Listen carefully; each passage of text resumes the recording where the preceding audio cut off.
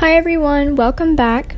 We are Team 9 and our members include Carla Wellman, Emily Matthews, and Ava McNally. In this presentation, we will be looking at the current state of rural and critical access hospitals. Rural hospitals serve communities that are typically made up of farm workers, small business people, and agricultural suppliers. People who live in rural areas must often travel longer distances to gain access to healthcare. Critical access hospitals aim to close the gap in access to healthcare for rural populations. To qualify for a critical access hospital designation, hospitals must provide 24/7 emergency care services, be at least 35 miles away from the next hospital, have 25 or fewer acute care inpatient beds, and have an annual average length of stay of less than 96 hours for acute care patients. The Critical Access Hospital designation was originally created through the Balanced Budget Act of 1997. This was in response to many rural hospital closures during the 80s and early 90s. The Critical Access Hospital designation is purposed to reduce the financial vulnerability of rural hospitals as well as to improve access to healthcare, primarily in these rural communities. Since its inception and following many legislative changes, currently there are about 1,350 critical access hospitals located throughout the U.S. Some main benefits of these CAH hospitals include improved access to services, including urgent care, and met community health needs. With that being said, because different communities have different needs, each critical access hospital can offer different services to meet the specific needs of the area and the people who inhabit it. They also engage rural communities in healthcare system development.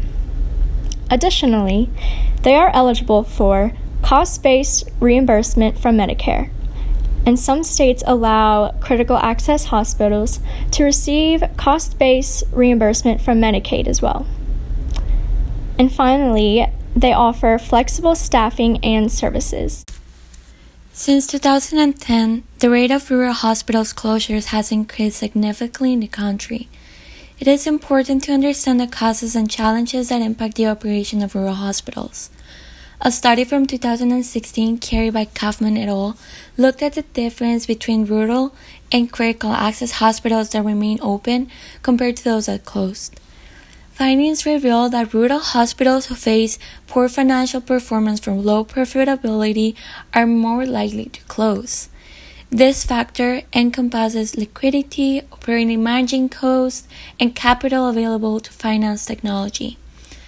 In addition, rural hospitals and critical access hospitals often have low utilization rates, and it has been shown that hospitals with higher outpatient, surgery, and obstetric volumes are more likely to be profitable and therefore remain open. Another challenge that these hospitals face is the low numbers of full-time staff, as well as having a healthcare team in which most members are 50 years and older. There's a shortage on healthcare workers that are available and willing to work in these areas.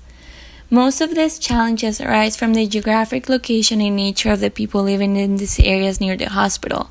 A lot of the patients are the elderly, which qualifies just to Medicare program. When these hospitals have high dependence on Medicare reimbursement, they're more likely to close or struggle to remain open from a lack of financial diversification. Having Medicaid days to total days has a significant contribution to hospital financial performance because hospitals with higher proportion of Medicaid patients will get additional payment through Medicaid disproportionate hospital share payment system. Most of Medicaid patients are located in large metropolitan areas and inner cities, which disadvantages rural hospitals further. In recent years, hospitals' profitability has improved over time.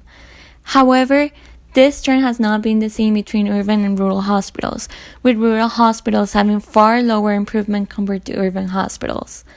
Rural hospitals show lower occupancy rate per bed, which creates higher expenses rates and lower utilization. Most urban hospitals tend to be for-profit, which benefits their financial performance compared to rural hospitals, which are mostly non-profit. Larger urban hospitals tend to be teaching hospitals, which provide training for interns and residents and are often affiliated with universities and medical schools.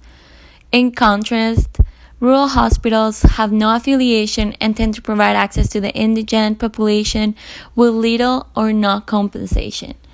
These differences explain why most rural hospitals remain to stay open compared to urban hospitals. Not everything has to be bad news for rural hospitals. A hospital in Childress, Texas is an example of how rural hospitals can survive and remain open. To attract physicians, the town provided office space free of charge to incoming doctors for their first year in practice.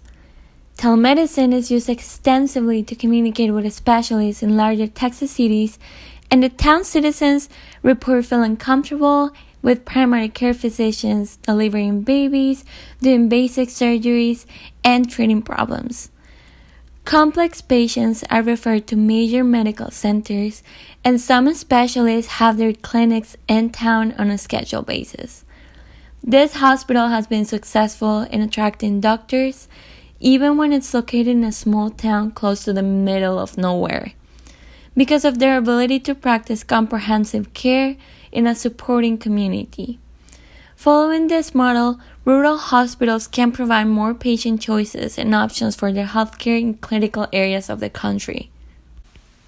The current state of rural and critical access hospitals is not looking good. In the past 10 years, there has been a steady decrease in the amount of these types of hospitals. This is due to the rising rate of rural hospital closures.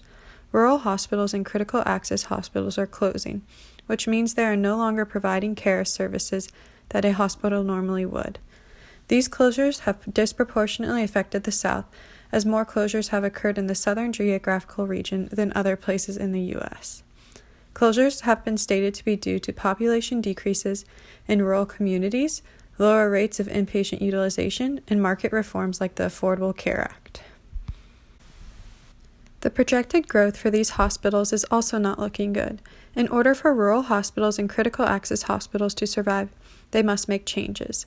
3 different approaches that would aid in the survival of these hospitals include expanding outpatient services, embracing telemedicine and telehealth initiatives, and seeking alternative funding sources. These approaches would allow rural communities access to specialized and preventative care, something which has previously been only offered in large urban hospitals. It would also allow a greater number of patients to be seen and treated, since outpatient is more common. And by seeking other funding sources outside of Medicare and Medicaid, the potential to grow is heightened as alternative funding sources are found. To end, we have 2 discussion questions we want to leave you with. Number 1. What potential challenges would rural communities face if their local rural hospital or critical access hospital closed, and how would these closures affect the health of the community? And number 2, what possible other options are available that will result in the future growth of rural hospitals and critical access hospitals that have the ability to be implemented quickly and easily without much time or hassle?